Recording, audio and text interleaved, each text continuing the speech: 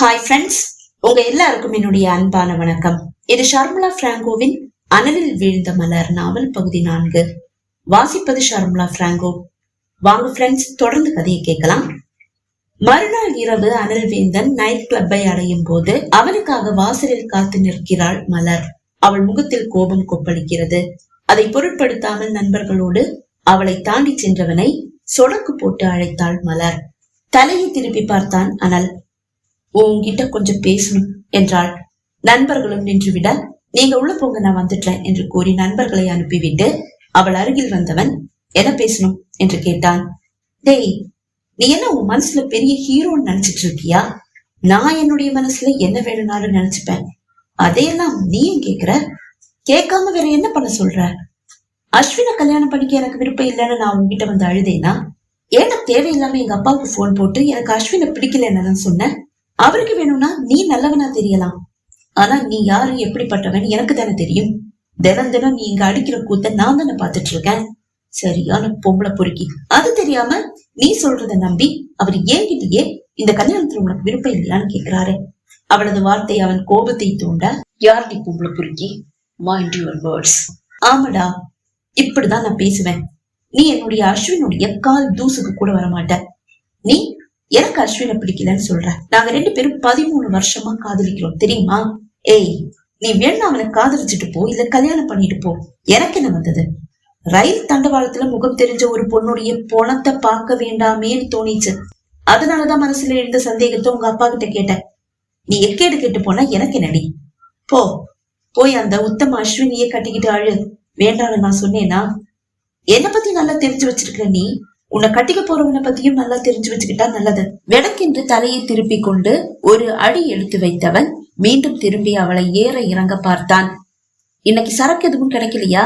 நேத்து இந்நேரம் போதையில தள்ளாடிட்டு இருந்த 4-5 பேரா சேர்ந்து உன்னை அப்படியே பிச்சு எடுத்திருப்பானுங்க. அவனுங்க கிட்ட இருந்து உன்னை காப்பாத்தி இருக்க கூடாதுடி. அப்படியே தொலைஞ்சு போன்னு விட்டுட்டு போயிருக்கணும். அப்படி பண்ணியிருந்தா இன்னைக்கு வந்து நின்று இப்படி கேள்வி கேட்டிருக்க மாட்டேன்.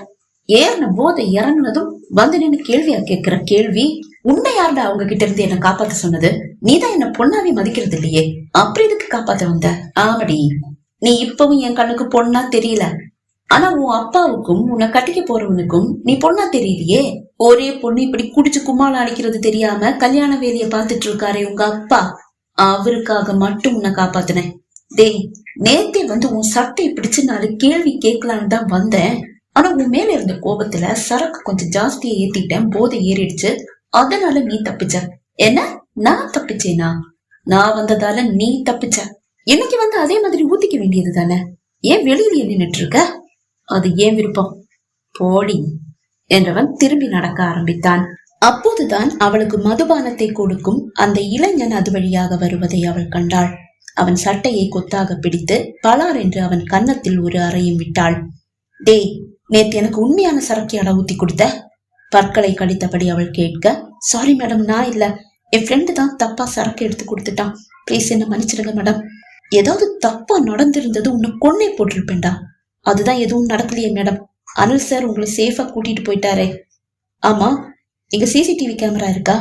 இருக்கு மேடம். கார் பார்க்கிங்ல இருக்கா? இருக்கு மேடம். அப்பவா, சிசிடிவி ஆபரேட்டரை எனக்கு காட்டு என்றவள் அவனை அழைத்து கொண்டு சிசிடிவி ஆபரேட்டரை காண வந்தாள். அவனுக்கு சில 500 ரூபாய் தாள்களை எடுத்து கொடுத்தவள் நேற்றைய நிகழ்வுகளை பார்க்க வேண்டும் என்று கூற அவனும் அதை பிளே செய்தான்.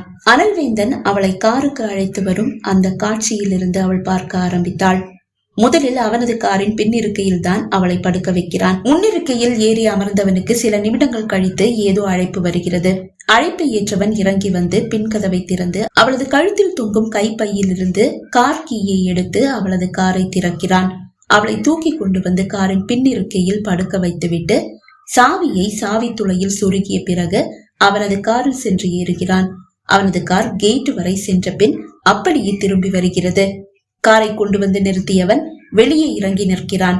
அவனுக்கு தொடர்ந்து அழைப்பு வருகிறது. அழைப்பு வரும்போது எல்லாம் செல்லை எடுத்து ஏதோ பேசிவிட்டு அவளையே பார்த்து கொண்டிருக்கிறான். அவள் எழுந்ததும் காரை எடுத்துக்கொண்டு சென்று விடுகிறான். பாத்தீங்களா மேடம், நான் தான் சொன்னேனே, அனில் சார் உங்களை சேஃபா கூட்டிட்டு போயிட்டாரு, உங்களுக்கு எதுவும் ஆகல. அந்த இளைஞன் கூற, ஓகே தேங்க்யூ என்று சிசிடிவி ஆபரேட்டரிடம் கூறிவிட்டு கிளப்புக்கு செல்லாமல் நேராக தன் காரை நோக்கி நடந்தவள் காரை எடுத்துக்கொண்டு கிளம்பிவிட்டாள். 4-5 நாட்கள் ஓடியிருந்தது. இரவு 12 மணி. அஸ்வினின் செல்போன் ஒலித்தது. எழுந்து செல்லை எடுத்து பார்த்தான்.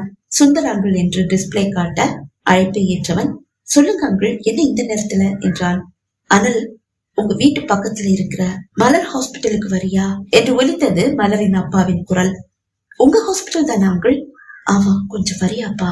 அவர் வலியில் துடிப்பது போல அவனுக்கு தோன்ற அவரிடம் அதிகம் எதுவும் கேட்க வேண்டாம் என்று நினைத்தவன், இதோ வரேங்கள் என்று கூறி அழைப்பை துண்டித்து விட்டு கார் கீயை எடுத்துக்கொண்டு கிளம்பிவிட்டான்.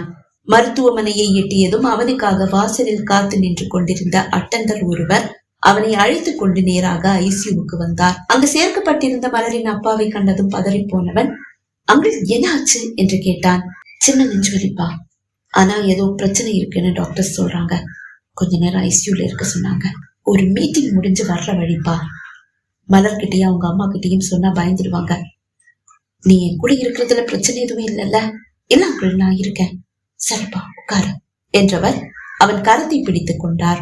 அதிகாலை 3 மணி ஆன போது, சார் இனி பிரச்சனை இல்ல, நீங்க வீட்டுக்கு போலாம். ஆனா நெஞ்சுவலி வந்தா அதை நீங்க அலட்சியப்படுத்த கூடாது. உடனே ஹாஸ்பிட்டல் வந்துடுங்க மருத்துவர் கூற, ஓகே டாக்டர் என்றார். சார், மலர் மேடம் இப்ப ஹாஸ்பிட்டல் வர்றதே இல்ல. தெரியும், அவளுக்கு கல்யாணம் தெரியும்ல, அந்த பிஸியில இருப்பா போல, வந்துடுவா என்றவர் அனலின் கரத்தை பிடித்துக் கொண்டு மெதுவாக எழுந்து நின்று தன்னை தயார்படுத்திக் கொண்ட பின் அவன் கரத்தை பிடித்தபடியே நடந்தார். என்ன வீட்டுல கொண்டு போய் விட்டுடுறியா அனல்? இன்னைக்கு டிரைவர் லீவு, நான் தான் காரை ஓட்டுனேன். ஓகே அங்கிள், நான் உங்களை வீட்டுல கொண்டு போய் விட்டுடுறேன். அங்கிள், மலர் டாக்டரா என்று கேட்டான். ஆமாப்பா, ஆனா என்னன்னு தெரியல, இப்ப ஹாஸ்பிட்டல் பக்கமே அவ வர்றதில்ல. அது எனக்கும் தெரியும். அவளுக்காக தான் நான் இந்த ஹாஸ்பிட்டலையே கட்டினேன். அவகிட்ட நிறைய மாற்றங்கள். அவ மனசுல என்ன இருக்குன்னே தெரியல. கேட்டா எதையும் சொல்லவும் மாட்டேங்கிறா. இருவரும் நடந்து அனல்வேந்தனின் காரை ஏற்றி விட்டனர். காரின் டிரைவர் சீட்டில் அவன் ஏறி அமர அவனோடு முன்னிருக்கையில் ஏறி அமர்ந்தவர், போலாம்பா என்றார். கார் மெல்ல நகர்ந்தது. அனல், உனக்கு அஸ்வினி தெரியுமா என்று கேட்டார். தெரியும் அங்கிள், காலேஜ்ல என்னுடைய சீனியர். அவன் எப்படின்னு கேட்டா, அவன் என்னுடைய தங்கச்சி பையன். அதனால மாமான்ற முறையில என்கிட்ட ரொம்ப பணிவாதான் நடந்துப்பான். ஆனா ஒரு பொண்ணு இல்ல ஆளை பத்தின சரியான பிக்சர் கிடைக்கணும்னா உங்களை மாதிரி பசங்க கிட்டதான் கேட்கணும். அவன் எப்படி, நல்லவனா கெட்டவனா? சாரி அங்கிள், என்ன தப்பா எடுத்துக்காதீங்க. இந்த கேள்வி இங்க அனாவசியமானது. நான் கூட நல்லவன் இல்ல. நான் எப்படி அஸ்வினை பத்தி சொல்ல முடியும்? பசங்க, அதுவும் பணக்கார வீட்டு பசங்க, கொஞ்சம் அப்படி இப்படிதானே இருப்பாங்க. சிரித்தவர், ஆனா உன்னை நீயே தாழ்த்திக்க வேண்டிய அவசியம் இல்ல. நீ ரொம்ப நல்லவன்பா, அது எனக்கு தெரியும். அவரை வியப்போடு பார்த்தவன், அது எப்படி இங்க சொல்றீங்க என்று கேட்டான். எனக்கு தெரியும், அவ்வளவுதான். சரி, என் பொண்ணு எப்படி, நல்லவளா கெட்டவளா? சாரி அங்கிள், எதுக்கும் பதில் சொல்ல நான் விரும்பல. அதன் பிறகு இருவரும் எதுவும் பேசிக் கொள்ளவில்லை. கார் மலரின் வீட்டை அடைந்தது. அனல், கதவு திறந்துதான் இருக்கும். நான் வருவேன்னு கதவை தாப்பா போட்டிருக்க மாட்டாங்க. என்னுடைய கால் லேசா தடுமாறுது. என்ன வீட்டுக்குள்ள கொண்டு போய் விட்டுறியாப்பா? ஓகே அங்கிள் என்றவன் காரில் இருந்து இறங்கி அவர் அருகில் வந்து அவரை கைத்தாங்கலாக பிடித்து வீட்டிற்குள் அழைத்து வந்தான். இன்னைக்கு மலருடைய பிறந்த நாள். நான் வீட்டுல இருந்தாலும் இல்லாட்டியும் கரெக்டா நைட்டு 12 மணிக்கு வந்து அவளை விஷ் பண்ணி ஏதாவது கிஃப்ட் கொடுப்பேன். பாவம், இன்னைக்கு எனக்காக காத்திருந்திருப்பா. என்னை காணாம அப்படியே ஏமாந்து தூங்கி இருப்பா. இன்னைக்கு அவளை வந்து விஷ் பண்ணணும்னு தான் நினைச்சேன். ஆனா பார்த்தல, முடியாமலே போச்சு. எனக்கு சின்ன ஒரு ஹெல்ப் பண்றியா? என்னங்கள்?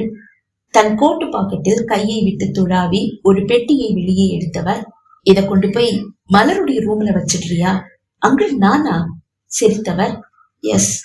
மாடி ஏற என்னால முடியாது, இல்லைன்னா நானே கொண்டு போய் வச்சிருப்பேன். நைட் எனக்காக காத்திருந்திருப்பா. போன் கூட பண்ணா. நெஞ்சு வெளியில துடிச்சிட்டு இருந்ததால அவ கால் அட்டன் பண்ணல. தூங்கி இருப்பா. ஆனா காலையில எந்திரிக்கும் போது என்னுடைய கிஃப்ட் அவ எதிர்பார்ப்பா. கிஃப்ட் அங்க இல்லைன்னா பாவம் அவளுடைய முகம் வாடி போகும். இன்னைக்கு அவ கதவை தாழ் போட்டிருக்க மாட்டா. நைட்டு நான் அவ ரூமுக்கு போவேன்னு அவளுக்கு தெரியும். கதவை சும்மாதான் சாத்தி இருப்பா. கொண்டு போய் வச்சுட்டு வந்துருப்பா.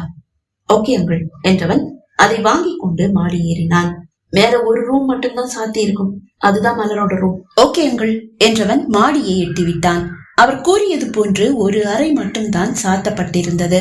அந்த அறையின் அருகில் வந்தவன் கதவின் கைப்பிடியை பிடித்து கீழே இறக்கி கதவை திறந்து கொண்டு உள்ளே வந்தான்.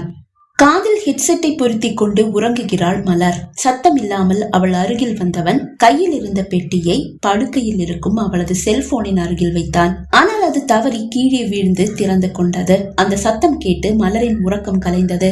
அவள் விழிகளை திறக்கும் போது குனிந்து அந்த பெட்டியை கையில் எடுக்கிறான் அனல். அவனை கண்டதும் அவள் மீண்டும் விழிகளை மூடிக்கொண்டாள். பெட்டியை கையில் எடுத்தவன் மலர் எழுந்து விட்டாளா என்று பார்த்தான். இல்லை, அவள் இப்போதும் ஆழ்ந்து உறங்குகிறாள்.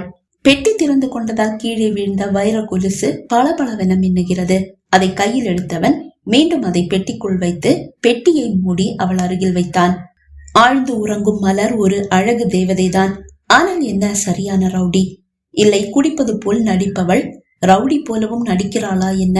அப்படி நினைத்த போது அவளுக்கு பிறந்த நாள் வாழ்த்து கூற வேண்டும் என்று அவனுக்கு தோன்றியது. ஹாப்பி பர்த்டே மலர். அவன் முணுமுணுத்தாலும் அது அவள் செவியை எட்டவே செய்தது. சத்தம் இல்லாமல் அறையிலிருந்து வெளியே வந்து விட்டான்.